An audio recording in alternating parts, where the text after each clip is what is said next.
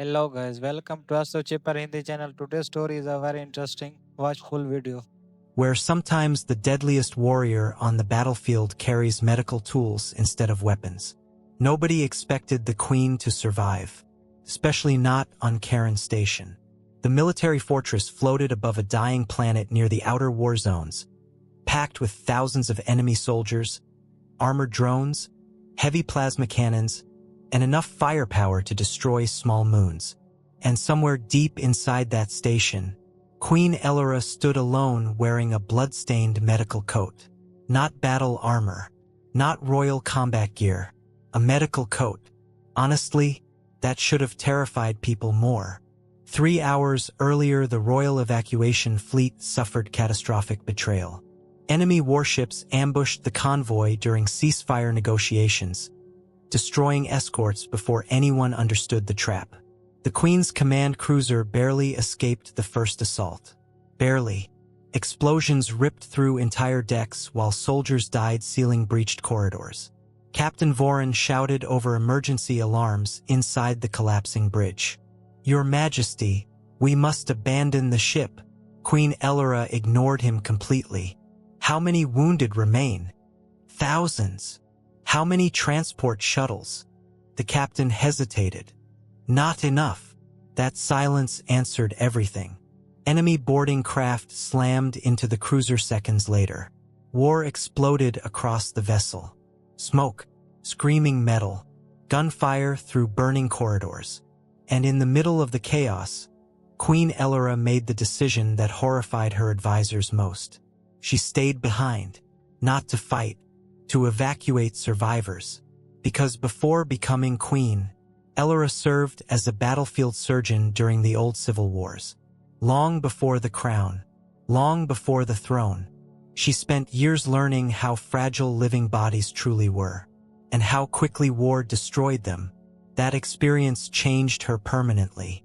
The last shuttle escaped carrying wounded civilians, while the Queen remained aboard the dying cruiser organizing emergency medical evacuations manually. Then the ship exploded. The surviving escape pod crashed directly into Karen Station. Enemy territory. Worst possible outcome. The impact shattered half the pod apart upon landing inside an industrial maintenance bay. Queen Elora crawled from the wreckage coughing smoke while emergency sirens screamed across the station. Alone, injured, surrounded by enemies.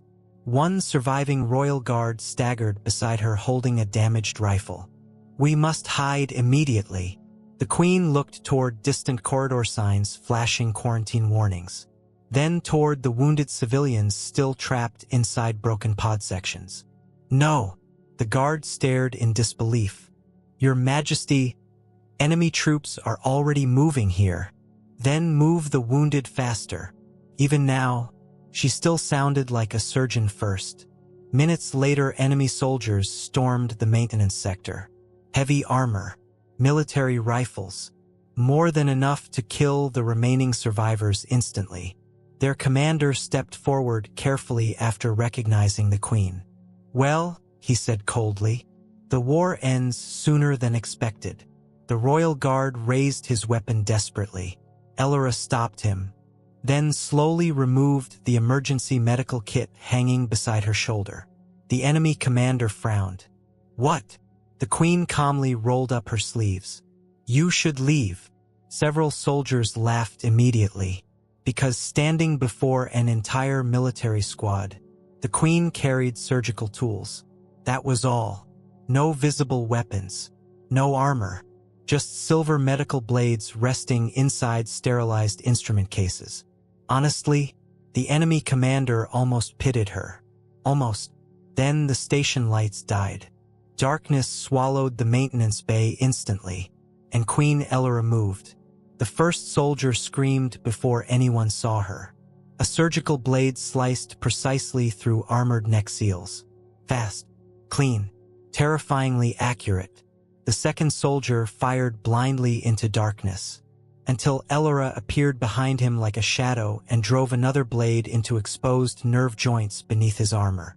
Not random attacks. Anatomical precision. Every strike targeted weak biological points surgeons studied for years. The enemy troops panicked immediately. She's in the dark. Track her movement. Where did she? Another scream echoed. Then another. Emergency red lights flickered back on briefly, just long enough for soldiers to glimpse the Queen standing calmly between them holding blood-covered surgical instruments. Cold, focused, like an operating room never left her mind. The commander fired directly at her. Elora rolled beneath the plasma shots effortlessly and slammed sterilization chemicals into nearby fuel pipes. Fire exploded through the maintenance sector instantly. Chaos swallowed everything.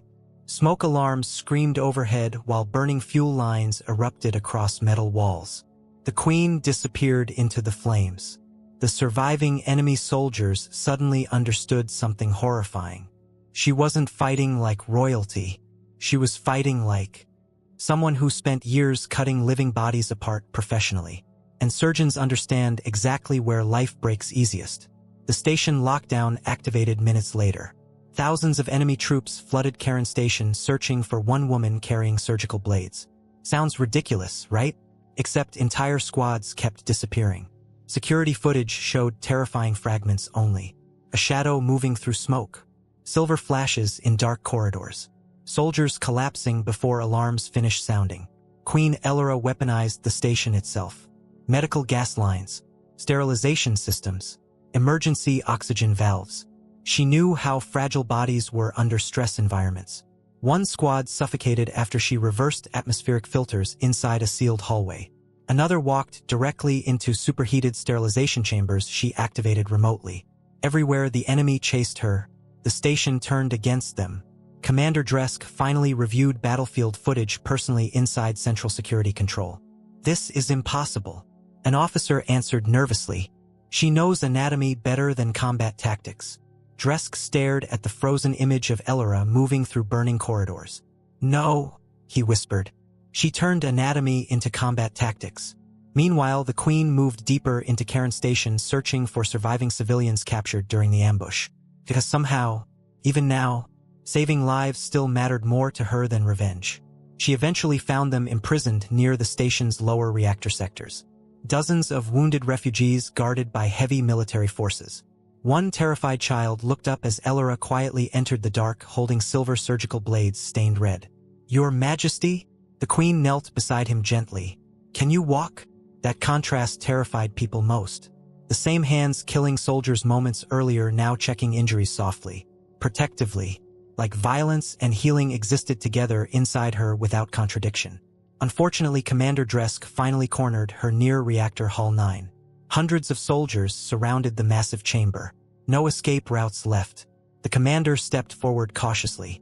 "You've killed enough." Queen Elora looked around the chamber calmly while reactor fire reflected across the polished surgical blade in her hand. "Not yet." Dresk raised his weapon. "You cannot defeat an army alone." The Queen's expression hardened slightly. Then she answered quietly, "I do not need to." She stabbed the surgical blade directly into the reactor control housing beside her. Every light inside Karen Station turned white instantly, because during her escape through the lower sectors, Elora already sabotaged the station's unstable cooling systems. The entire fortress began collapsing around them. Panic erupted immediately. Soldiers abandoned formations. Alarms screamed across every deck. Commander Dresk stared horrified at the reactor overload readings. "You doomed us all." The Queen grabbed the wounded civilians toward emergency escape corridors.